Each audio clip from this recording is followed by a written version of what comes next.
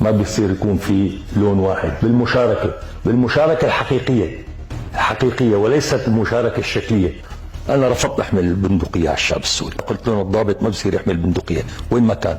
بدنا نبني دولة ولا ما نبني دولة؟ بدنا نسرق سلطة ولا بدنا نبني دولة؟ نحن اليوم ما في بناء دولة. فالثورة السورية اللي ضحت بمليون شهيد ضحت لتدخل على الدولة، لتدخل على المؤسسات، لم تضحي من أجل نقل السلطة. إنما سوريا هي منطق حياة، نحن ما بناها لا مناف طلاس بناها ولا الشرع ولا الأسد ولا قبله الأتراك، نحن عمرنا 7000 سنة. سوريا لا لون ولا لطائفة، وبتموت سوريا وتلفظ الطائفة سوريا.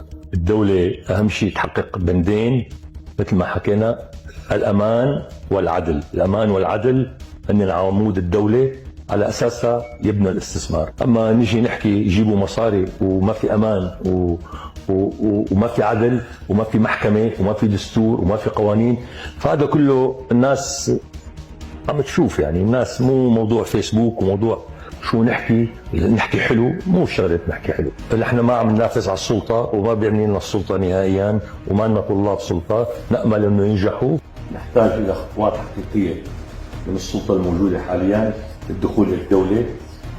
يجب أن يتم تنازل على قسم كبير، يجب إعادة بناء جيش وطني سليم يضمن السلم الأهلي ووحدة سوريا، أهم شيء وحدة سوريا، وبناء دولة المؤسسات. لازم ندخل إلى دولة المؤسسات.